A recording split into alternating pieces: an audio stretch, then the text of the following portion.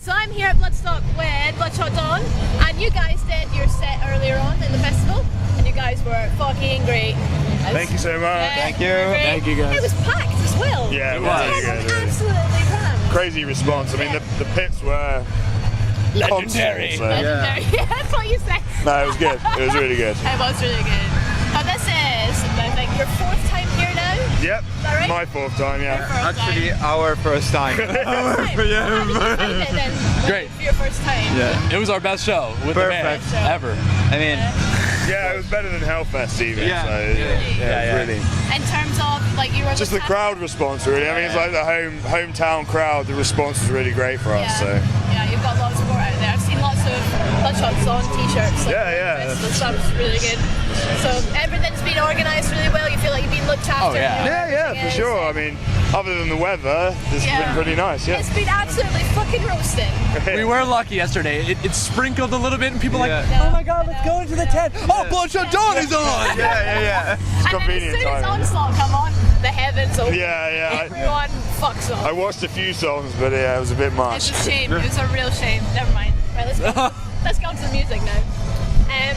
We'll talk about the festival. Who are you looking forward to the most here? I'd be quite interested to know.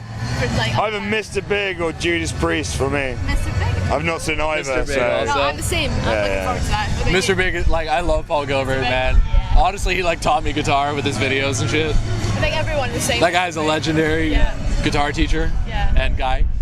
And Abath, they're fucking incredible. Sorry, I don't know if I should swear, but probably it's fine. Fuck. Yeah, you can swear as much. Okay, good. Fuck you. Going on my site website. What about yourself? also Watain, Gajira, Bloodbath, and I know it's not metal, but I look forward to see Combi Christ also. Yeah. What about Emperor? Emperor also. Emperor. He's greedy. He wants to see everyone. Honestly, just give him a list of all the bands and he'll just read them out to you one by one. It's fine. The lineup. Yeah. I love the lineup, man. They've got a great song. And Gates as well. Oh, yeah. Forgot they were even playing. Yeah, can't wait to see them again. Stacked lineup. Right, okay. I love the Japanese tour video. Oh, You said, and the Pikachu! Where's Pikachu? Where's no Pikachu? See Pikachu. I know, it's good. That looks like you had a good fun making that promo video. Yeah. I mean, Josh sent me the footage, and it was just like, there was so much like work with timing, you know, and I was like, I'm going to edit so many anime sounds into this. yeah, I mean, I don't know. Most metal videos, when they do like promos for tours, it's always like, you know, they're in their studio just like, hey man, yeah, we're really looking for, you know, that's just boring. I just wanted to, you know, I'm a bit of an idiot, so I wanted to portray that. I thought that It kind of works, you know. It did work, yeah. I don't know if you guys noticed, I had like the traditional Japanese robe on. Yeah. And I was just like, What's the name of that? Do you know what the name it's, no, it's not. It's a special one for festivals only. Okay. And there's a gi also, but this one's like a something with a K. It's something with a K, and I can't remember. I'm sorry to all the Japanese fans. Random facts. Yeah, we'll have to find out what that is. Okay. It's something with a K. Special K. It's a kimono. No. No, it's not, dude. No. Go away. Something else. Mamma mia. Well, you guys seem to be everywhere at the moment. So you're playing Metal Meltdown. Is that right? Yeah, in Birmingham. next Yeah. year? That's our next confirmed show. Yeah. We're trying to do I've some. never heard of that before. It's like right? no, it's like HRH. Yeah, HRH. You know, like the same people who do Hammerfest. Hammerfest, Just that sort of stuff.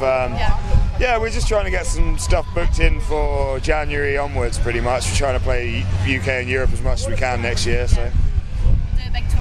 Yeah, just trying to support bands and stuff, and just at the moment we're just looking for opportunities around that time. So, but that's the first show that's been announced for us. So we'll probably be touring around then, but can't really announce it yet. We don't know when it's going to be. So. Can't reveal any secrets yet. Well, we know. I mean, we don't actually know. So That's fair enough. it's a secret for us. As well. But if we can, can we just presume we're gonna be in Everywhere. every continent? We're gonna be on the North Pole. Just look out for us, man. Penguins. We're coming for the penguins. Yeah. Oh fuck. We're playing on Mars. Yeah, sold out on Mars. Yeah. Sold out. It's a good music video idea. The only trouble is that if you come to the show, you won't survive the ride back. You just see us like shitting and like planting potatoes in it in the music video. Just like, yeah, this has got a bit weird, but yeah. That was from The Martian. Come on. To be on topic, Popular culture. Okay. Yeah, No. exactly. Yeah. Okay. So you've already played Hellfest and Techfest this year already. Yep. So that's 3 big festivals already this year, which is pretty good. Yeah, pretty fortunate. I mean, like, just nice for people to invite us back, I guess. You know, the new album came out in January, so it's sort of perfect timing, really. And yeah, I mean, Hellfest invited us on Facebook, so it was like, all right. Thank God we check our Wasteland of a page. Yeah, exactly, yeah. That's amazing. That must have felt pretty good. Yeah, it was a bit like, you know, Like- that sort of moment. That's Just like puking in all directions. No. So can you say, you probably can't say, did you have a favourite out of those 3 festivals, or are they all just very different in... I think the luck for show-wise, this one, show was. but Hellfest is just incredible. It's like The Wall of Death at Hellfest also. Yeah. It's like the Disney World of metal festivals, because it's like, you know, it's like a theme park when you go there. So The only, you know what? Honestly, it didn't make sense. They should bring the pyrotechnics here. They had so many pyrotechnics everywhere, and it was just like a nice burst of heat. Except for it was like 40 degrees. So you're just like burning, and you're like, I need water. And then just that final bit of smoke from the distance just melts you down and you die. Yeah, you're and right. here we're like freezing to death, and there isn't a single heater in sight. Exactly. Looking at you guys, Bloodstock. You're this close away to being the best festival. But there's no heaters anywhere. I just want to fucking. Can I have like somebody just holding a heater behind me while I walk? Thank you, God. Okay. That's a good point. Oh, God. Is that? It's too windy, the weather. Yeah. Exactly. Okay. No. So you're a band who like your gear. Always. Yeah. Just- I see you do a lot of promos and you have quite a lot of that's good. sponsorships. And so is there anyone else you'd like to shamelessly promote to try and get some? Ibanez, Elixir Strings, Eris Effects, Seymour Duncan, Windspear, don't forget Windspear, yo, get the fucking signature pics, motherfucker. I'm ready, don't ask me. Don't even ask him about Basestone, he'll be talking to you about for 30 minutes. No. Sorry. Bass doesn't count. EMG Spectre, yeah, that's good. Spectre, EMG, Origin Effects. Dude, you don't have to do the same thing I did, okay? I got my own thing. I mean, Go for it. these are our endorsers. Yeah. We love you, But every one of us. yeah. I mean, they all give us cheaper equipment and stuff, and you know, being a musician, every penny counts. It all So helps. yeah. So I mean, it's really kind for those companies to approach us and offer us. It's not hard for us just to film us playing guitar because we're doing that all day, every day anyway. So this is true. it kind of works for both of us. Yeah. So do you all have certain equipment that you never ever leave the studio without? Like there's a certain thing they're like, I have to have that. My Fortin 33 pedal by Frederick Thorndale. Oh my god. The sugar pedal. Yeah. Wow. Yours is probably your Axe Effects. Nah, yeah, well actually, I'll use any Ibanez guitar. Like when I go into it, I'll just be like, oh, can you guys lend me a guitar? And they'll just like ship me some random thing, and I'll be like, okay. He looks really rich because he borrows guitars everywhere. So like every gig shot, it's like a different high-end Ibanez. It's like, how many guitars has this guy got? I mean, he's got 2 at my house. I do have 2 He at lives the John's other house. side of the But we do Europe. write music there. Yeah. We write music that's there, not too bad. so I can't play his crappy guitars there, obviously. I'm just kidding.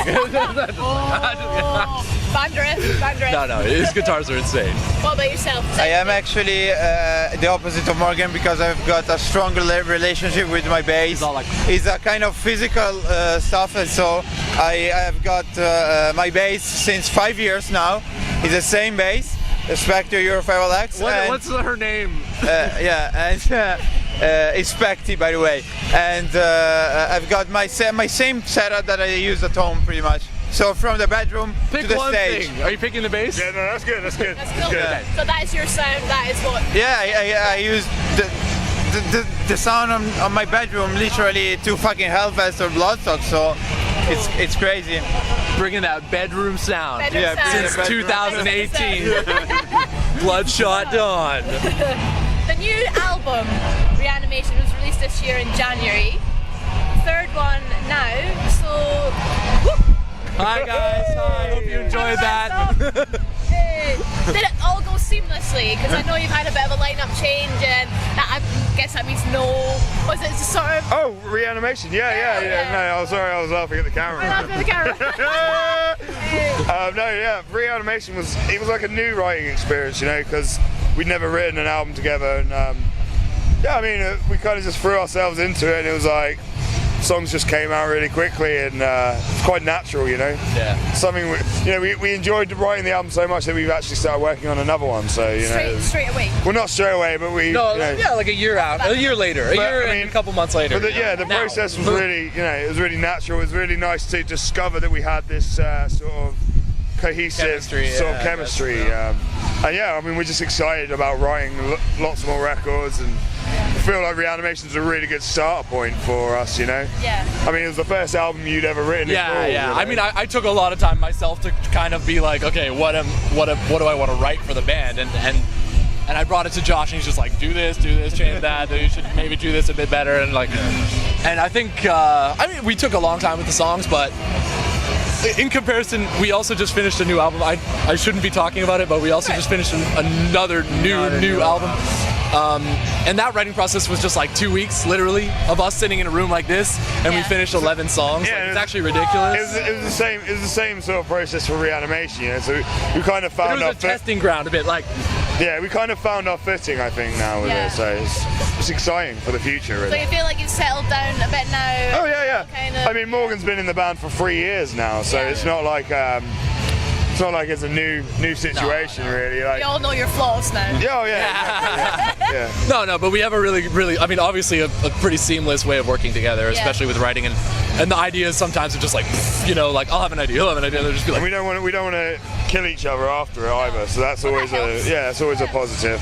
So how does it start then? So do all of you write bits and then it all comes together, or does somebody had an idea and then you all go around that, or how does it work? Or is it all different? I mean, every song has a story. Sometimes you know, we'll have our own like few riffs, and we'll take it and then we'll, you know, just mix it up. Or sometimes it will literally be like, oh, let's just program drums for a song and then improvise riffs over it, you know. Yeah. So you have really, techniques almost. It's almost like techniques to kind of cultivate new ideas and stuff like that. Yeah, and we don't use the same process on each song, so it makes it more dynamic sort of situation. Okay. I think that kind of helps it be a speedy process, because you know, we're not just grinding the same sort of process. We're, you know, sometimes we're letting ourselves be creative off the cuff, and other times we're being really sort of like finicky about one specific part, and then that inspires like the rest, you know.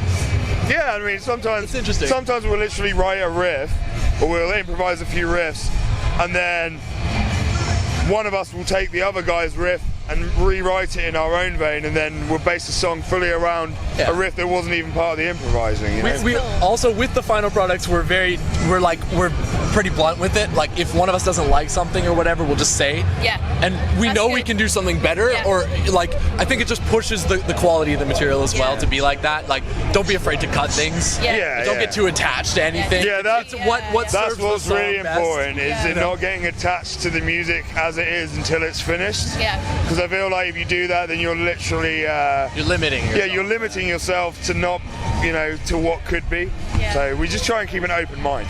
That seems quite healthy, and then you're not waiting for one guy to start writing stuff. So you're not like, oh, will you hurry up and write the next one now? We're waiting for the next one. Yeah. So if you're all sort of doing bits, and we kind of have a lot of time to write these albums and stuff. Yeah. You know, we'll be like, right, from this period to this period, we'll write the album. So that gives us time to prepare. You know, maybe if we've got certain riffs and stuff that we want, gives us time to prepare and be ready for when we get into the studio. Yeah, like Reanimation, I had quite a lot of stuff, like really a lot of material. Actually, probably twice the album's length in material of riffs. Yeah. And that was a bit of a different process as well. Like, we did a lot of cutting for that, a lot of structuring and like revamping, and then we wrote stuff together, and it was like magical. So we like on this new album, we were like, yo, let's just meet up, like don't prepare anything. Yeah. And we didn't think we were gonna finish the album in 2 weeks. I didn't think we were gonna do it. I literally booked longer on this trip because I was like, like, dude, we'll have like extra days to finish the album. And then we finished it in the 2 weeks, and I just sat here at Josh's house for 2 days playing Rocket League. And I was playing like, the game. oh, we're already done the album, bro. Like, fuck, what do I do now? Yeah, so. It'll be pretty chilled out then. Yeah, I mean, I'd happily write another album. Yeah, already. we just started writing another album right now. No Like, big deal. album 5. Side project, like only like, I don't know, pig squeals and But yeah, well, I guess when it's really like when it's really cohesive and stuff and enjoyable to write the albums, you know, it makes it a lot easier. Yeah, we hope you guys enjoy it. Like our older albums were like before these guys joined were quite a harsh process sometimes, you know, and it's not really worth the stress, I don't think. I mean, you produce better music when you're happy and not stressed out. Yeah, not worried. Super happy, so you can be like, yeah, exactly. I need to scream on my own in a room. Yeah, exactly. Yeah, exactly. Yeah. So, do you prefer being in the studio recording and writing stuff together, or do you prefer being on tour and doing live stuff, or is it sort of a balance of both? And how do you work around each thing? If that makes sense. I think a balance of both. Yeah. You're right. Like, I guess it's just when there's a good rapport between band members, I feel like all the experiences are good, because especially with our situation, we all live across Europe, so you know we don't have the chance to just socialise and stuff. So we kind of take advantage of when we're together and have a good laugh, and you know what I mean. And it's more of a sort of, you know, it's not like, oh, these idiots again. Like, yeah, it's not like that. Sick of your face already. Yeah. It's got like the opposite for us because we're so far apart. It's like so you catch work. up. When you're together, you work, and you're in that frame of mind. Yeah, we just all just like hate on Giacomo. Yeah. And everything's fine. Everybody has a great relationship because we're just like, they are focused against the scapegoat. You're the stable. You're the stable in the group. Yeah, but I mean, it's been so far so good because we've got. I think that in this year we've got good chemistry on stage, but also off stage. That also really important if you're touring that much. I mean, get off a little wank here. I mean, great relationships all around. Fuck. No, I do really love just playing shows also. It's just, that's why we do it. Yeah. Sometimes everything around the show kind of sucks, to be honest. Yeah, I love waiting around, but a lot of driving in Canada, like in a van. 12,000 kilometers or whatever. Yeah, I mean, we did one drive, no word of a lie. 36 hours. 36 hours. And then we had 2 days to do it, and we arrived like an hour and a half before the show. It was horrendous. Yeah, we had some. It was hardcore, but we do it for the fans, man. For the medals. For the tent. No, just kidding.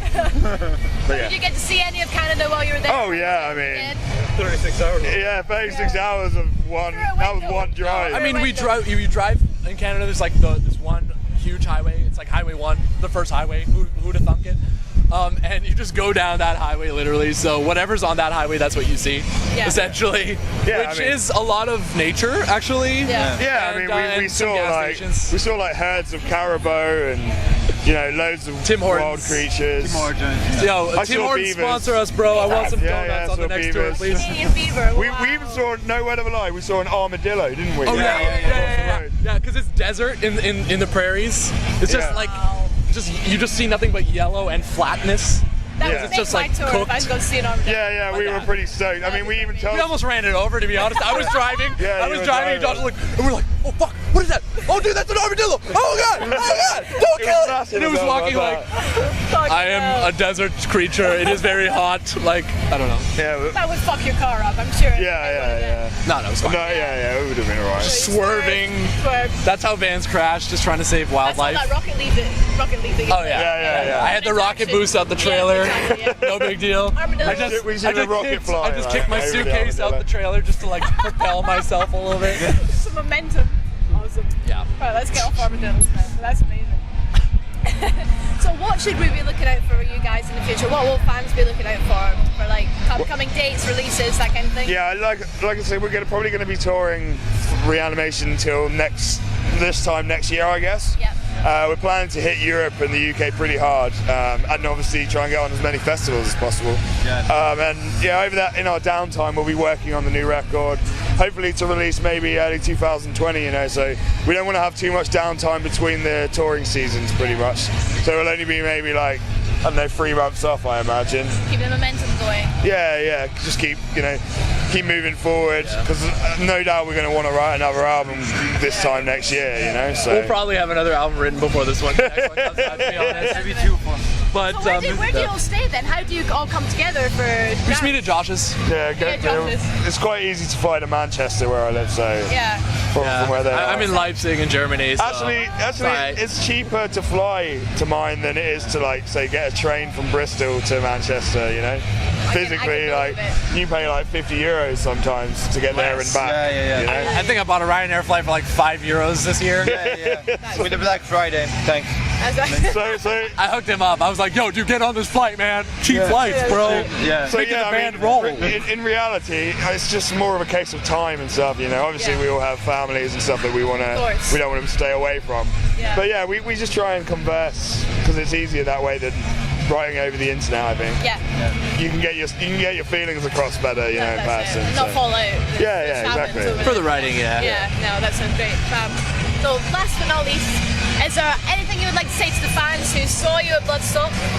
Yeah, thanks for coming out. We were really hyped to play a show to that many people, and it's just nice to be welcomed back after 4 years, you know. So because we only started touring again this year. We played a few shows here and there in between, but you know, it's just the UK scene has really been welcoming. So I wasn't prepared for it. Let's just put it that way. Josh was like, dude, it's gonna be the best show ever. And I was like, nah, man, it's fine. It'll probably suck. Like, whatever. It's fucking raining. This guy, he predicted it. So, thank you guys. Thank you for interviewing us as well. You're welcome. Thank you so much, guys. Thank you.